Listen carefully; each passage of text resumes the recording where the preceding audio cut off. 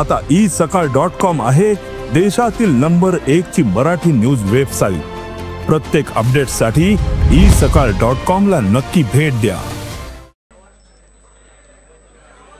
वंजारी समाज आणि महाराष्ट्र जरा थांबा, इथंच दम निघत नाही, जरा थांबा।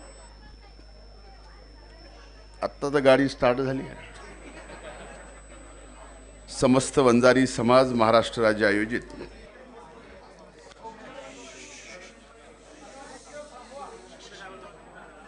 समाजातील गुणवंतांचे, गुणवानांचे या सत्कार सोहळ्याच्या कार्यक्रमाला उपस्थित कार्यक्रमाचे अध्यक्ष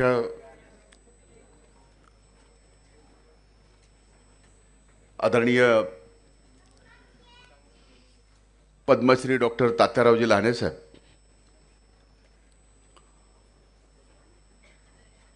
व्यासपीठावर उपस्थित आदरणीय सुमंतरावजी भांगे साहेब, सन्माननीय दिलीपरावजी ढोले साहेब, सन्माननीय अविनाशजी ढाकणे, हरिभक्तपरायण पानेगावकर महाराज, हरिभक्तपरायण सानप आई साहेब,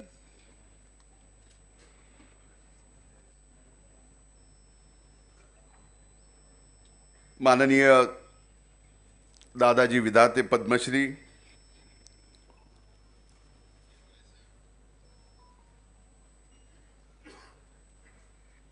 ज्यांनी आत्ताच आपली फीस काय आहे त्याच्या सहित भाषण केलं,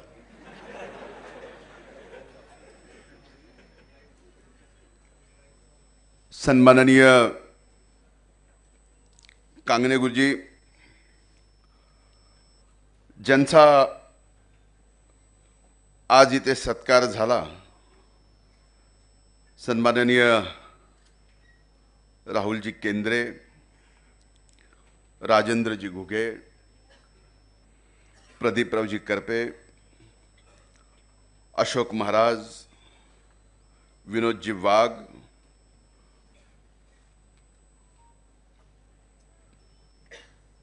विजयजी लहाने, अरुण खरमाटे, फुलचंद्ररावजी चाटे,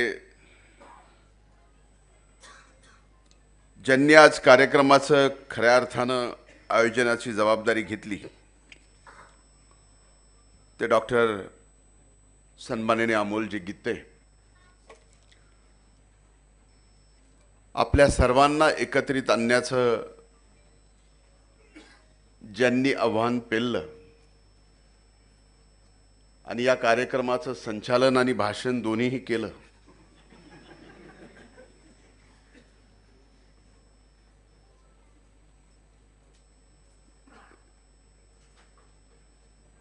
मी प्रेमाने त्याला ऑल पार्टी हुरियत कॉन्फरन्सचा नेता म्हणतो।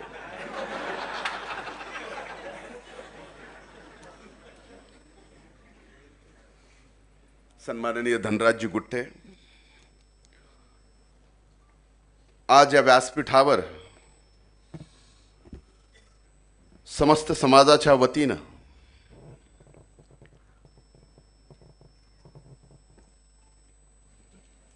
ज्यांचा गुणवंत आहेत म्हणून सत्कार झाला, ते सर्व गुणवान, व्यासपीठावर ज्यांची मी नावं घेतली नाहीत त्यांची क्षमा मागून सन्माननीय व्यासपीठ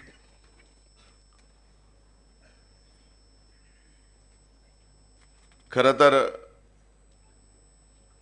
आज काय बोलावं हा माझ्या समोर प्रश्न आहे, तसा प्रश्न मला कधीच पडलेला नाही।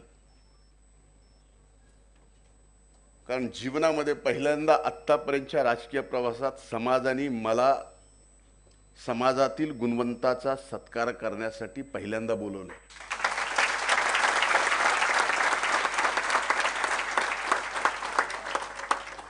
संजय भाऊ इथं आहेत, आणि आजच्या कार्यक्रमाला पंकजाताई पण येणार होत्या, पण त्यांनी म्हणले आता भाऊ चाललाय, मी मागं थांबते, तूच माझ्या वतीनं शुभेच्छा दे. ताईंच्या वतीनं सुद्धा आपल्या सर्वांना मी शुभेच्छा देतो. इतक्या दिवस तुम्ही मला बोलवत नव्हतात,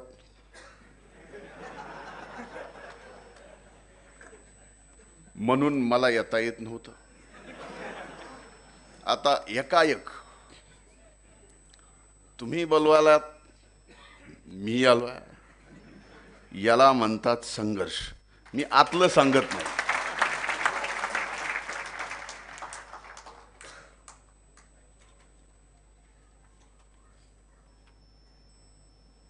संघर्ष काय असतो?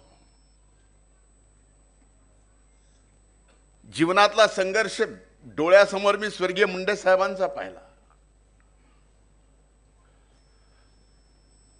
या समाजाचा पाहिला, अनेक समाजाचा पाहिला. आणि इथून ज्यावेळेस मी सिंहावलोकन करतो स्वतःच,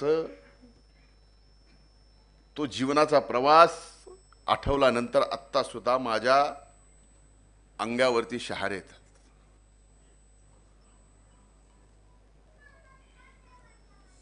आज या सकळ समाजाच्या वतीनं समाजातील गुणवंताचा सत्कार माझ्या हाताने होतोय. माईच्या आणि त्या समाजाने मला किती शिव्या दिल्यात हे मला माहिती आहे.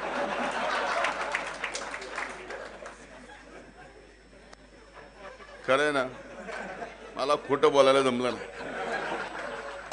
मी जे बोलतो इथं इथं आणि इथलं सिंक्रोनाइज झाल्याशिवाय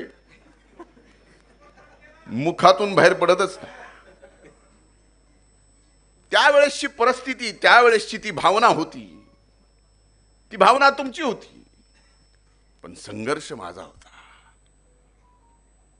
त्या परिस्थितीतून आजच्या परिस्थितीमध्ये जो बदल घडलाय, याला संघर्षाचा विजय म्हणतात. कांगणे सर, आपण व्याख्याते आहात, वक्ते आहात. व्याख्याते वक्ते असल्यामुळं हा संघर्ष आहे ना. काल शिव्या देणारा आज ज्यावेळेस आपल्या हातून सत्कार करतो, त्यावेळेस खरा चमत्कार असतो. आणि त्याच्या पाठीमागे नियती असते. का? तर त्याची नियत साफ असते. ज्या वेळेस तुमची नियत साफ आहे, त्यावेळेस नियती तुमच्या सोबत आहे. आणि ती नियती म्हणजे काय? तर दैव तुमच्या सोबत आहे. मी आज एक गोष्ट सांगतो, स्वर्गीय मुंडे साहेबांच्या सोबत संघर्षाच्या काळात सावलीसारखा त्यांचा संघर्ष मी बघितला. त्या संघर्षातून जिथपर्यंत ते पोहोचले तोही पाहिला. जे व्हायला नको होतं, आईसाहेब आपण म्हणलात ते झालं. पण कधी कधी वाटतं की साहेबांची सुद्धा एवढी दूरदृष्टी होती की त्यावेळेस मला जर बाजूला केलं नसतं, ते एका मंत्रिमंडळात बहीण आणि भाऊ मंत्री झाले नसते.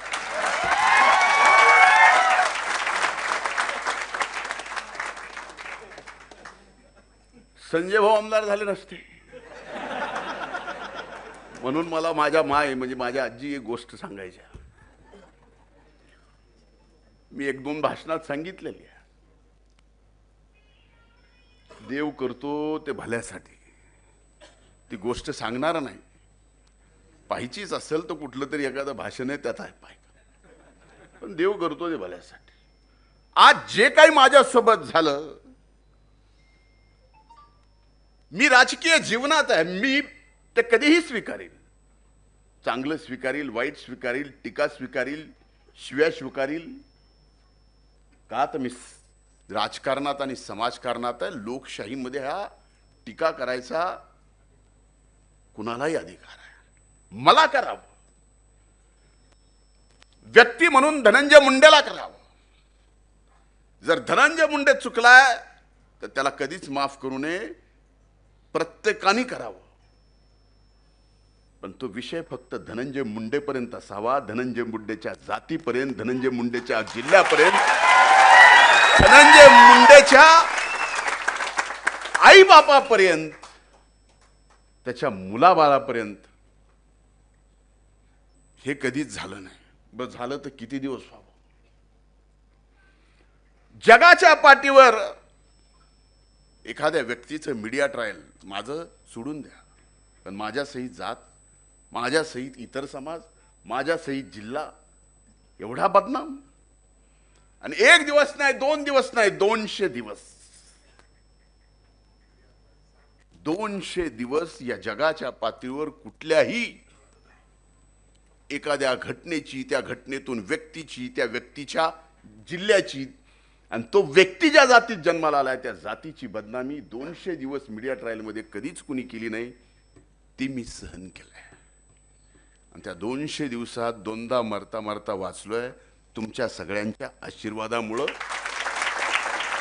आणि ही गोष्ट फक्त डॉक्टर लहाने साहेबांना माहिती, दुसरं कुणालाही माहित नाही.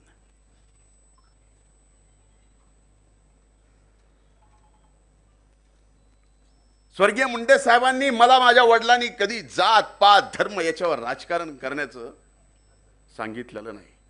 आजही समाजाच्या समोर बोलतोय, जात पात धर्म मी जोपर्यंत समाजकारणात आहे, राजकारणात आहे, मला करता येणार नाही.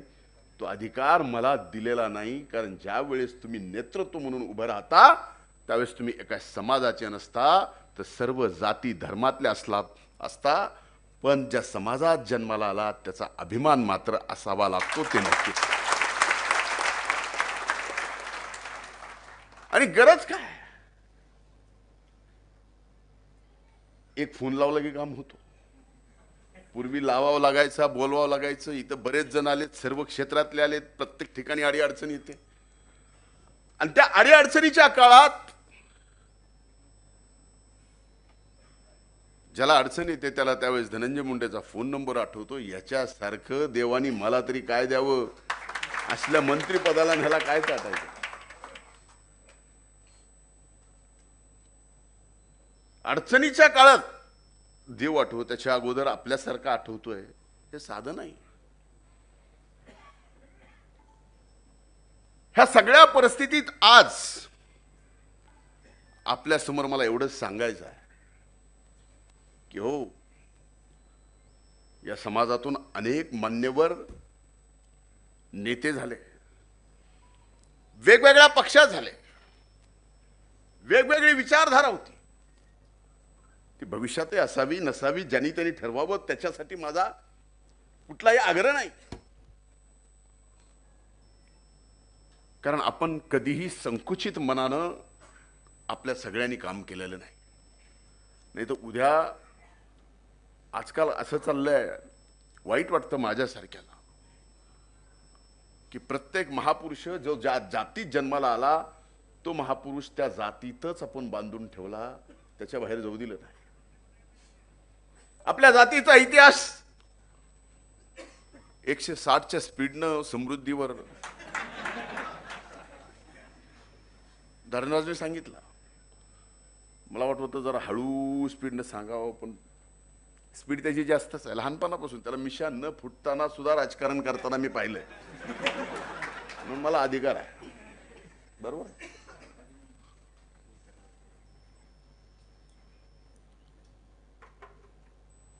फार मोठा इतिहास आहे. महाराणा प्रतापापासून सांगितलं तर युगपुरुष छत्रपती शिवाजी महाराजापासून आपण सांगितलं.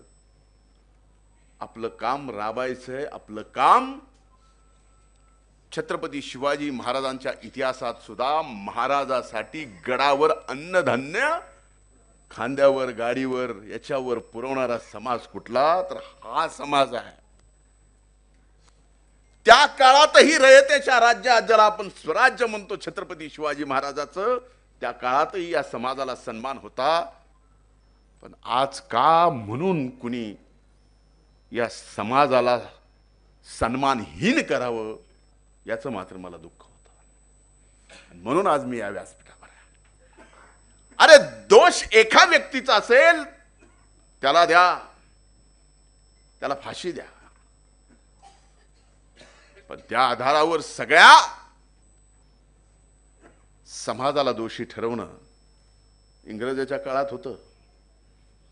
सुशीलाताई, इतिहास तुम्ही बराच बीपी सिंगांच्या अगोदरपासून सांगितला, गांधीजींचं, आंबेडकर साहेबांचं आपण सांगितलं.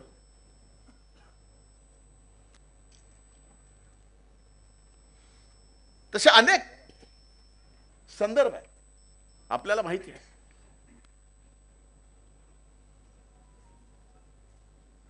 पण आज हे सांगत असताना मी आपल्याला एवढंच सांगतो, मी या 200 दिवसात काय शिकलो, तर कधी बोलायचं आणि कधी न बोलायचं हे आपल्याला कळालं पाहिजे. पहिलेही मला कळत होतं, पहिलं कळत नव्हतं अशातला भाग नाही. पहिलेही कळत होतं, बोलताना मी कधीच चुकलेलो नाही. कुठला चॅनलवाला बोलताना धनंजय मुंडेची जीभ घसरली, हा मधल्या काळात अर्धांग वायुयानाने घसरली ती वेगळी, भाषणात घसरली असं इतिहासात माझ्या कधीच नाही. आज आपण इथं उपस्थित सर्वजण जवळजवळ सदन आहेत. आपल्यापैकी इथं आलेल्या 90% माणूस इन्कम टॅक्स भरणार आहे, 10% नाही. मान्य करता?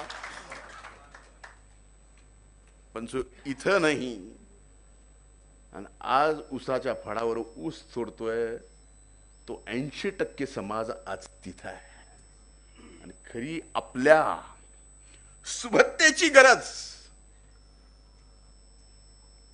त्यांना जीवन जगण्यासाठी थोडी बहुत आधार आपण सर्वांनी करण्याची गरज आम्ही तर रोजच करतोय.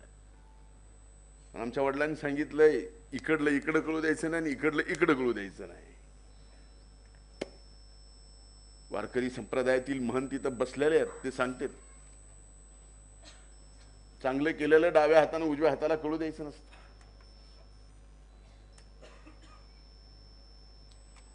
तुम्ही कळू देऊ नका, हेच माझं सांगणं आहे. पण द्या, ही मदत करावी लागेल. हो, आज मी जबाबदारी स्वीकारतो. अनेक जणांनी मला यापूर्वी सांगितलं, पुण्यामध्ये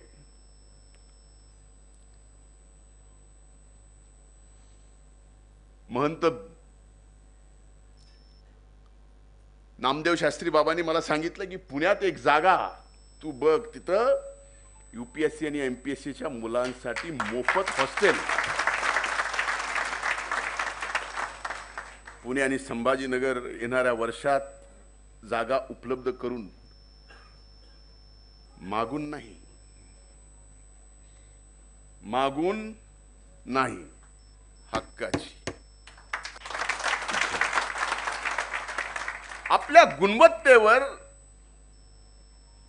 अगदी शिपायापासून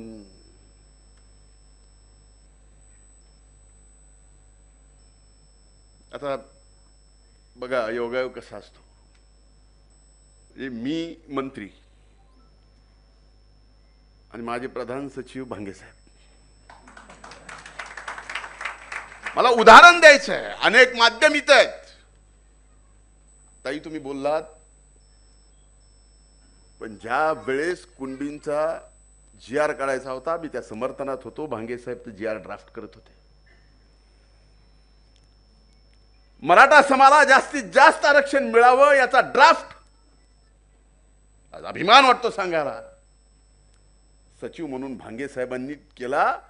आणि त्या समितीचे तुम्ही अध्यक्ष सुद्धा होतात भांगे साहेब.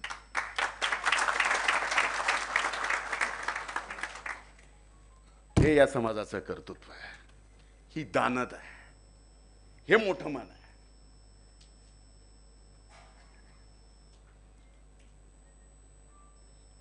पण आज ह्या सगळ्या परिस्थितीत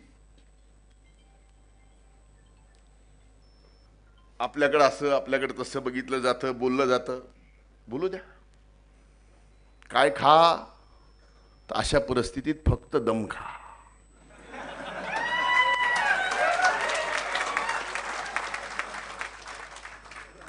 म्हणून मला आज एवढंच सांगायचंय, समाधानी हे लक्षात ठेवा, हे व्यक्तिगत नाही. आज तर शेरोशायरी कुणी कुणी केली मला आठवत नाही, पण समाजाला मला एवढंच सांगायचं आहे, आपल्या सर्वांना, झुक झुक कर सीधा खड़ा हूं मैं, झुक झुक कर सीधा खड़ा हूं मैं, अब झुकने का शौक नहीं.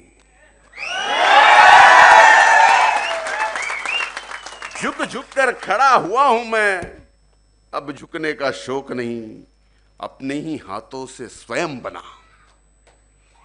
आज सर्व गुणवंत आपण जे आहेत, ज्यांचा सत्कार केलाय, जे इथं आहेत, ज्यांचा सत्कार नाही झाला, आपल्या आपल्या आयुष्यामध्ये जे गुणवंत आहेत त्यांनी ऐकावं. अपने ही हाथों से स्वयं बना, अब तुमसे मिटने का खौफ नहीं.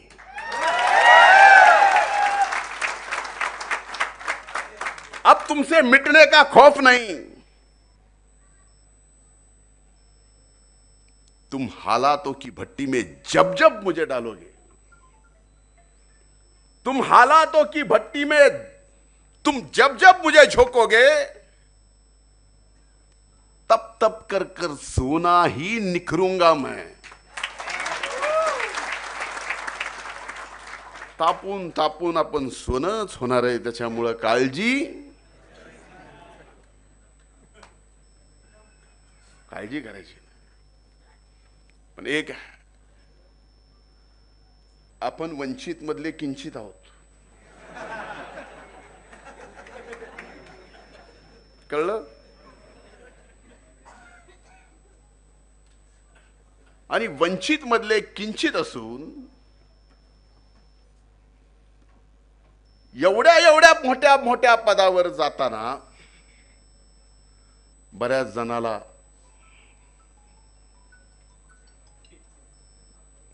किंचित तरी राग येईल, तो येणारच, त्यामुळे त्रास होणारच.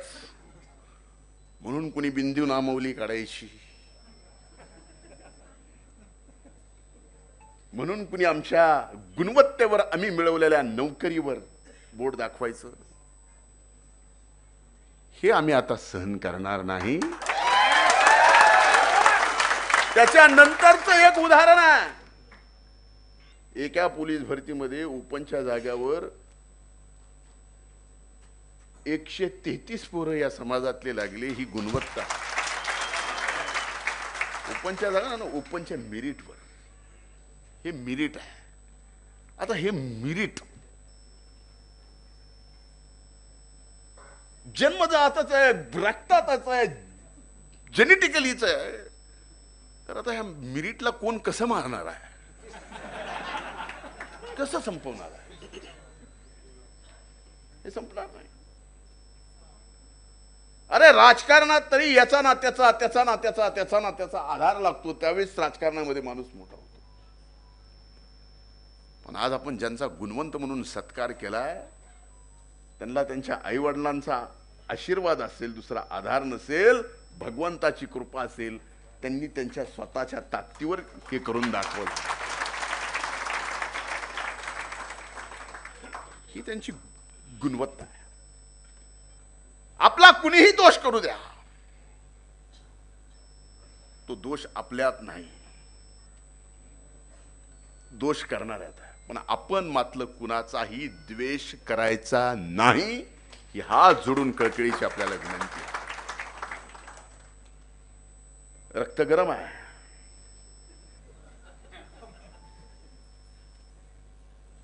लेकिन कब गरम और कब नरम करना, ये यहां से सोचना पड़ेगा.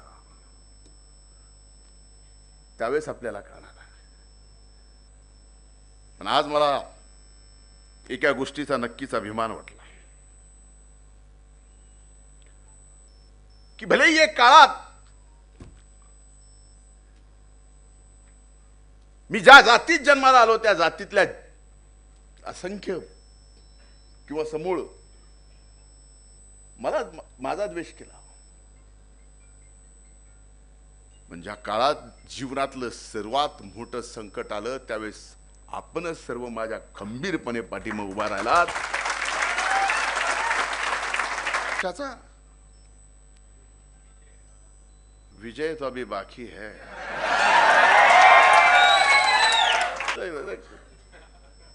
मी 200 दिवस शांत होतो का?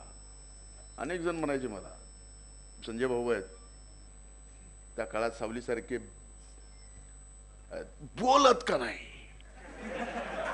काहीच खरं नाही, काही उठून आरोप करायला बोलत का नाही.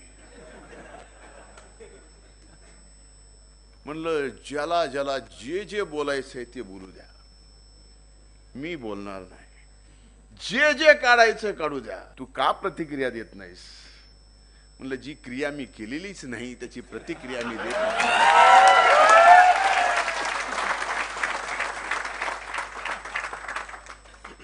का द्यावी?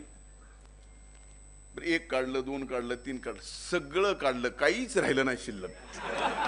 आता काय बोलाव तरी ह्याच्यावर काय? सगळं काढलं.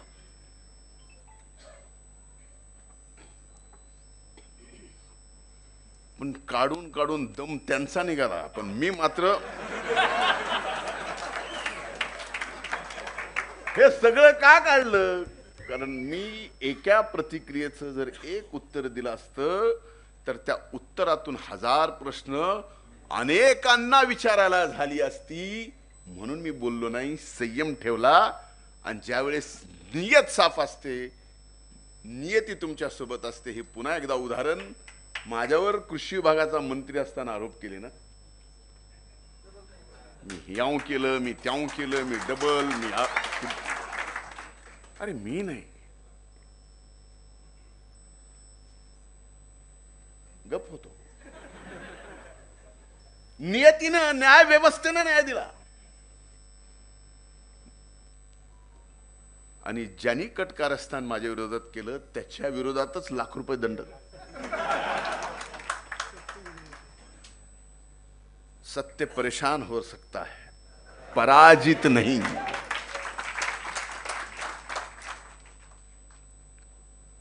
पुढेही संकटातून, संघर्षातून जावं लागेल. हे मलाच का, हे देवाला विचारायची गरज नाही. कारण प्रारब्ध हा देवाला सुद्धा चुकला नाही. मी जर चुकत नसेल, नाही तर म्हणतांच्या समोर बोलतो उगाच काहीतरी बोलायचं, देवाला सुद्धा चुकला नाही. आता श्रावण महिना चालू आहे. काही साहेब काय शिवशंकराला प्रारब्ध चुकला नाही? चुकला. त्यांच्या हातूनही त्यांच्या गणपतीचं म्हणून गज बसवावं लागलं. म्हणून गजानन म्हणतो का हा प्रारब्ध नाही? म्हणून संघर्षात काय करायचं तर संयम ठेवायचा, संघर्ष करत राहायचा. संघर्ष आपला कायम आहे. आखरी में जीत अपनी है. एक दिवस येईल, एक दिवस येईल नक्कीच, त्या दिवशी तुम्हा सगळ्यांना सर्व समाजातून छाती फुगवून सन्मानानंच, आज द्वेष करतात, सन्मानानंच, महासन्मानानं तुम्हाला बोललं पाहिजे. एवढं चांगलं काम आपल्याला सगळ्याला मिळून करायचंय. ते द्वेष कुणाचा करून नाही, तर आपल्यातला चांगलेपणा देऊ दुसऱ्याला. कुणाच्यात कमी झाला असेल तर त्यांची लेवल वाढवावं लागेल.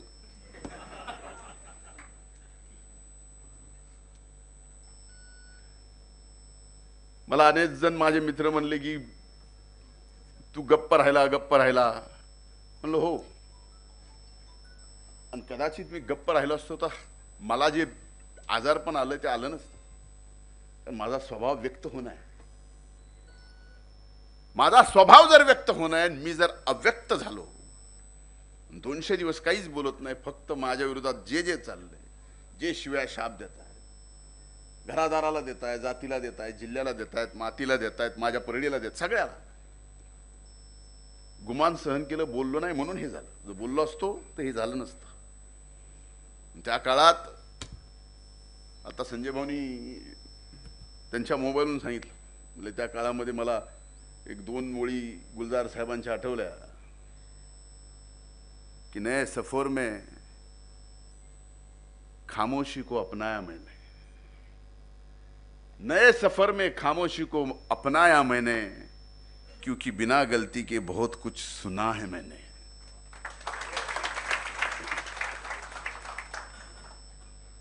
आज बघा अनेक टॅलेंट असे ज्याला प्रोत्साहनाची, आर्थिक आधाराची, सर्व गोष्टीची आवश्यकता आहे। माझी आपल्याला हात जोडून विनंती आहे, जे ज्या क्षेत्रात आपण काम करताय, भलेही आपल्याला काही गोष्टीत मदत त्यांना करता आली नाही, तर त्या व्यक्तीचं टॅलेंट बघून तुम्ही मला सांगा, त्या टॅलेंटला पुढे आणण्यासाठी आणि तो जगात नाव करील असं करण्यासाठी आपण पूर्ण ताकदीने मदत करू। आपण संत श्रेष्ठ ऐश्वर्य संपन्न भगवान बाबांचं नाव घेतलं, वामन भाऊंचं नाव घेतलं, ही ओळख आहे आपली। पण ह्या ओळखीसाठी आपण काय करतो? धनराजला मी बऱ्याचदा ह्याला सांगत होतो, आज सूट बूट मध्ये आला म्हणून जरा थोडस मिशा नव्हत्या, त्याला आज दाढीला डाय करावं लागते। हा प्रवास धनराज तुझा आणि माझा लहान नाही। आज पुढे आलास, पुढाकार घेऊन हे सगळं केलंस। आज ना उद्या ह्याच्याने धनू कधीच पुढे जाणार नाही। मायच्यान सांगतो, संकट कशी येतात। मी बालगंधर्वला विधानसभेच्या निवडणुकीत सगळ्या विद्यार्थ्यांच्या सोबत संवाद करायला उठलो। मी भाषणाला उठलो की एक घोषणा आली, डीएम बोलता व लागली वाट, बहुत बड़ा हो रहा है क्या, बहुत खोलता है क्या। आणि त्याच दिवशी म्हणलं की ही घोषणा मला नीट करण्यासाठी का नीटनीटकी करण्यासाठी, आज कळालं। त्या दिवशी बोललेलो, अरे ह्या वाणीवर सुद्धा आणि माझ्यावर सुद्धा कांगणे साहेब सरस्वती मातेचीच कृपा आहे। आपला लक्ष्मीचा संबंध तसा सहजासहजी नाही, जे आहे ते लोकांचं आहे, आपलं काहीच नाही। आपल्या घरावर तुळशी पात्र ठेवून चाललंय सगळं। जीवन पथ पर जो भी मिले ये भी सही वो भी सही असं म्हणल्यासारखं आहे। कराडताई आल्यात आमच्या डॉक्टर, त्यांना माहिती आहे, आपल्यापैकी अनेक जणांना माहित असेल। पण हा कार्यक्रम भलेही मी असो नसो, भलेही आपल्याला मला बोलवा वाटत असेल नसेल, पण हा कार्यक्रम अखंडित ठेवा।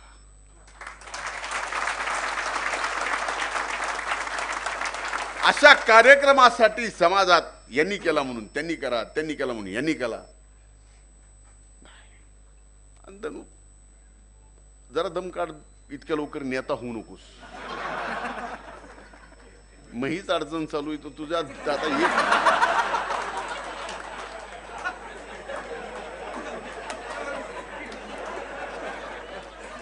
पहिले कमी आहेत का? अरे पहिले ज्या झालीत म्हणून ही अडचण आहे।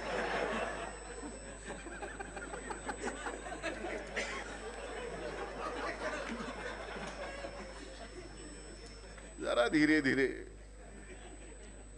आणि सगळ्यांनीच काय राजकारणात पद प्रतिष्ठा करायची असते का?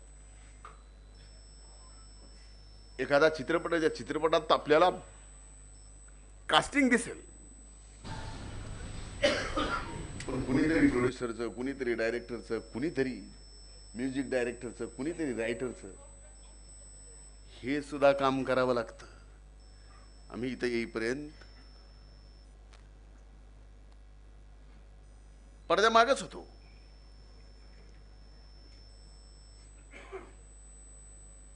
जिल्हा परिषदेचा उपाध्यक्ष होईपर्यंत कधीच साहेबांच्या स्टेजवर मी नसायचो. जिल्हा परिषदेचे अध्यक्ष आमचे अण्णा होईपर्यंत अण्णा आमचे कधीच स्वर्गीय मुंडे साहेबांच्या स्टेजवर नसायचे. मनवेदादा इथे माझ्या वडिलांसोबत सावलीसारखे राहिलेले आहेत, त्यांना माहिती आहे. हे रोल सुद्धा प्ले करावे लागतात. प्रत्येकाने जर समजलं की आपण हेच व्हायचं होत, त्यामुळे ह्या सगळ्या रोलमध्ये आपल्याला आता कसं आपण सगळ्यांनी जे जे मोठं होईल कर्तृत्वानी त्यांनी मोठं कर्तृत्वानी व्हायला पाहिजे. तुम्हाला मोठी अडचण होती ताई का भाऊ?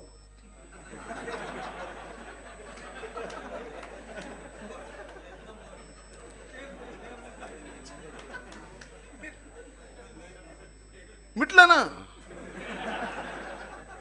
महायुतीत नंतर पण घरात अगोदरच का ह्या सगळ्या गोष्टी आपल्यात सुद्धा म्हणजे मला तर काय सांगायचं, कसले कसले फोन येतील आपल्यातलेच. 2 भावाचे भांडणं फोन येणार. आता मी म्हणलं घरातलं भांडण आहे, तुम्ही नाही का केलं म्हणते, लावा पोलीस स्टेशनला फोन. काय बोला भावाच्या भांडणात म्हणतो पोलीस स्टेशनला फोन लावा मला सांगा. अरे म्हणलं भावाचं घरीच मिटू. नाही म्हणले तुम्ही मिटवलं नाही का, माझ्यासाठी फोन करावं लागतं. तुमचे बी चालले ना. आता नका. हात जोडून कळकळीची विनंती. पण एक सांगतो, संघर्षाच्या काळात आपण माझ्या डोक्यावर हात ठेवून आशीर्वाद ठेवले. हे आशीर्वाद माझ्या आयुष्याची, माझ्या स्वतःच्या अंगाची कातड्याची जोडी करून जरी आपल्याला घातली तर ते फिटू शकत नाही, त्याची मला जाणीव आहे. मग कायम राहील. खूप खूप धन्यवाद. महाराष्ट्रातील सर्व बातम्यांचे विश्वासार्ह व्यासपीठ. सकाळच्या सर्व सोशल मीडिया प्लॅटफॉर्मला लाईक, फॉलो आणि सबस्क्राईब करा. तसंच सर्व नोटिफिकेशनसाठी बेल आयकॉन प्रेस करायला विसरू नका.